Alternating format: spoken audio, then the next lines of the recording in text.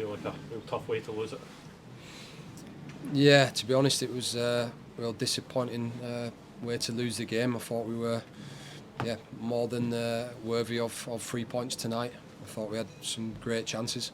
Really proud of the boys' effort. You know, it's been a tough 6 weeks, but to get Martin Boyle and Lewis Miller back today, I thought that was a massive positive for us. But yeah, there's not much I can really say other than how proud I am of the boys' effort, and I thought the fans are outstanding tonight, and they deserved the victory tonight. And to lose it as we did. You know, when there's plenty of incidents that I think if the ref would have gone over to the VAR, I think we'd have had a penalty on Martin Boyle. I think there's a foul on Lewis Miller that if he goes over to the VAR, I think that's possibly a different colour card. But again, you know, just full of praise for the boys' effort. I thought they were outstanding tonight, and I thought second half we created so many problems, and the boys that came off the bench made a real impact. So yeah, just really really disappointed for the boys because I thought we deserved to win the game tonight. What do you make of the 2 penalty incidents against you? So watching them back, you know, this is my honest opinion is that the first one, you know, Nectar's is committed. You know, he's gone to win the header. There's no malice in it whatsoever. There's 2 players going to win a header, and I think possibly if that happens anywhere else on the field, the game stops. You know, the players get treatment, and it's maybe a drop ball. But I haven't watched that one back closely.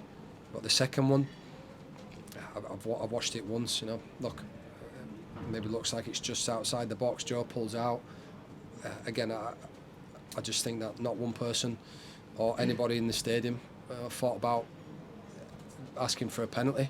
So somebody's called the ref to have a look on VAR. So that's the most frustrating thing, because I think if the ref would have been called over a couple of other times, especially the Martin Boyle challenge, he would have had no option but to give a penalty. So it's just inconsistent on that. But I know it's not easy. It's a real tough gig. But yeah, to lose it on the moment like that, and I thought we're the team that looked more likely to win the game. It's just rubs salt in the wound.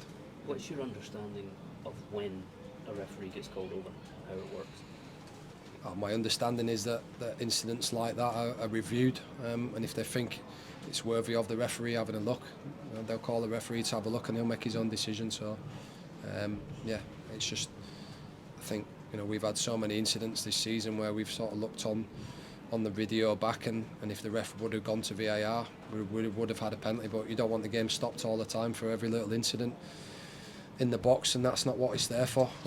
It's there for big moments where maybe the ref misses it, but it has to be consistent for both teams. So Martin Boyle won the one where he was booked for diving. Is that the incident you're talking about? What was your understanding of what happened? Not my understanding. I've watched plenty of incidents, and I'm watching it back in slow motion. You know, he gets caught from behind on his quad, so really he's got a dead leg. You know, he's limping around in there, and they're really sore ones. So it's irrelevant how he goes down. He's been caught from behind. That's knocked him off balance, and if he goes down on one leg, 2 legs, head first, you know, if that's seen by the VAR and the ref looks at it, then he's got no option but to give a penalty. So yeah, Martin's nursing a cork in his quad, a dead leg. So yeah, hopefully he'll be all right for the weekend. But to get booked for it as well, again, it just even more disappointing. Did you speak to the ref about that incident? No, I didn't speak to the ref. I shook his hand at the end of the game because it's irrelevant what I say to the referee. It's not going to change the result. But yeah, you know, maybe he'll go back and review the game and probably be disappointed with some of the decisions he didn't get called to VAR. Maybe something that's following Martin's reputation around there, and maybe judge that on the player rather than on the incident itself. No, I'm not going to answer that question.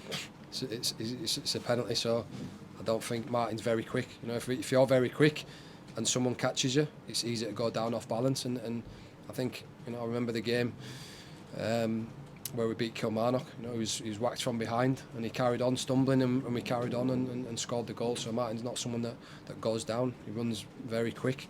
You know, when you get contact, it's very hard to stay on your feet sometimes. So yeah, can't agree with you there.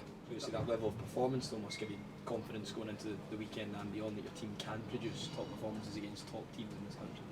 I know the team can produce top performances, and I've said for 6 weeks, it's not an excuse, but I lost my first game against Hearts at home here, in a game we missed a penalty, and we were probably the better team. And that was the last kick of the game. We lost the game, and from that moment, we lost Josh Campbell to the long-term injury list to add to the other 4 or 5. And then we lost 4 boys that were starting to international duty. So that's half of the starting team gone. After that Hearts game, and it's been a challenging 6 weeks. But when I step back and look at what we've done, we've moved to the next round of the cup. We've had a couple of difficult results, but there's been young players. There's been 5 academy debuts. Young players have had to come into the team. Rory Whittaker, Kanaya Megwa, to name a few, that they've had experiences that's going to help them moving forward in their careers, and the squad has been really stretched. So it's nice to get a couple of boys sort of back from long-term injuries into the squad. As well as 7 players coming in and 7 out. That's a lot of change. But change is good, but it's also hard. It takes a little bit of time, and look at the performance on the weekend, and I scratch my head as to how we were so flat. But when I step back and look at a lot of change, some boys came in 1 day before the window closed.